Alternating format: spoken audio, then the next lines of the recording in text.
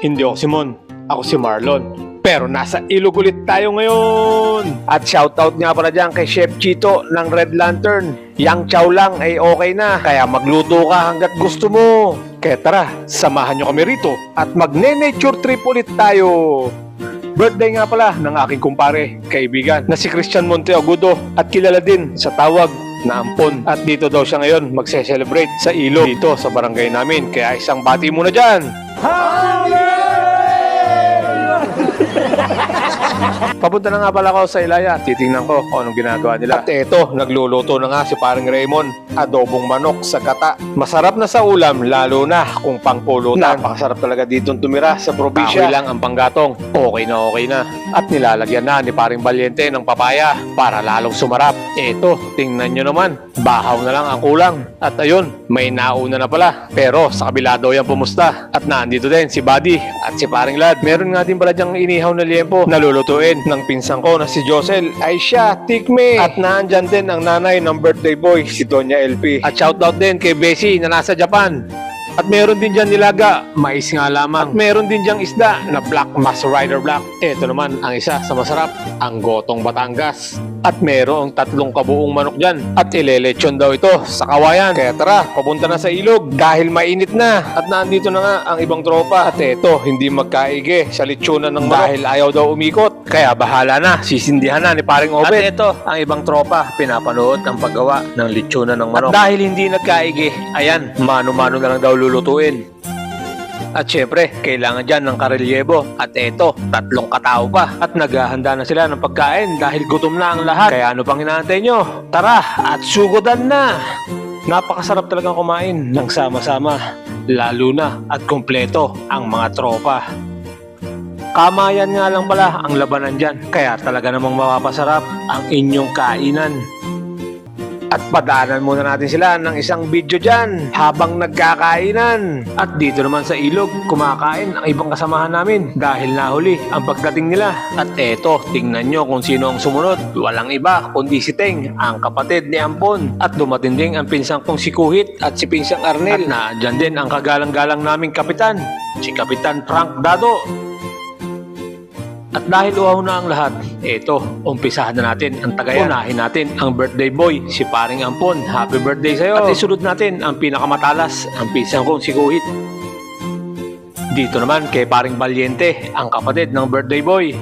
Kasunod ng pinsang kong si Josel, ay siya, tikme! At isunod naman natin ang batang-batang si Rawel. At dito naman kay Ruel, ang small but terrible sa Tagayan. Kasunod si paring Obet o Jack Roberto daw ang sabi ni Matt Evans. At isunod natin si Chester, ang isa sa sumikat sa street party sa Nagkarlan. At dito naman tayo kay Boss Victor, ang unang nag-ihaw sa manok. Kasunod si Kuya Kero, ang sikat na manggugupit dito sa Silangang Ilaya. At syempre, hindi dyan natin lalampasan ang tagay, si Kapitan Frank. At kasunod naman ang tropa natin si Jeremy. At ito naman si Brendan, si Boy Pusta sa kabila. At may kasama nga pala kaming artista, walang iba kundi si Matt Evans. At naandyan din si Boss Bobby. Kasunod naman dyan, walang iba kundi si Boss Lad. At naandito din si paring Truman. At syempre, ang pinakahuli, ang pinakabatang tambay ng Silangang Ilaya at ang naghari sa Villa Francia, walang iba kundi si Buddy. At ayun, nakaluto din ng lechong manok at meron ding inihaw na black mask.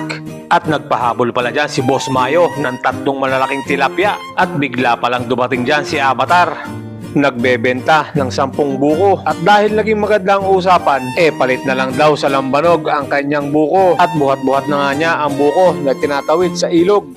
At nandito na nga si Avatar, dala-dala na ang buko. At bibilangin daw ni Don Valiente at baka nagkakadayaan. At binuksan agad ng aking pinsan Arnel ang buko nang makainom naman daw ng sabaw. At ako na daw ang unang uminom ng buko. Napakasarap talaga dito sa probinsya. Marami ka nang inumin at marami ka pang pagkain.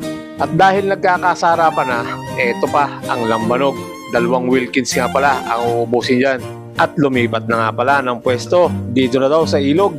Kahit konting pulutan, pero masaya naman ang kwentuhan. At binantuan na ulit ng lambanog dahil nauubos na. Lalo nang sumarap ang inuman dahil pag nalalasing ka, lumublob ka lang sa tubig at tiyak, mahuhulasan ka agad. At nagiinom din dyan si Ate Ligaya at si Annabel. At habang sumasaya ang kwentuhan, marami pa rin ang nagdaratingan. At doon nga pala pumipwesto yan sila sa Banda Ilaya dahil may maayos din daw doon na paliguan. At habang nilalamig na ang iba, ay syempre, palalamigin din natin yan ang Red Horse at ang 2 bote ng Alfonso Light. At may dumating nga pala dyan na pizza, ang pina-order ni Boss Bobby. Kaya isang bagsak ulit dyan.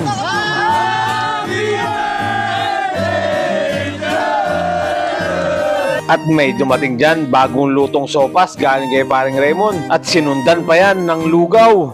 Kaya talaga namang hindi ka dito magugutom. At dahil talagang nagkakasarapan na, tanong muna natin kung hanggang anong oras sila. Wait, hanggang anong oras dito?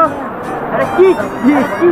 Kailangan sinabi na may-ari ng resort ay alas 10. At dahil hanggang alas 10 pa kayo, siya, uuwi na muna ako. Kaya kailangan magpaalam na muna dito sa ating mga tropa. At nandito pa rin sila Ate Ligaya.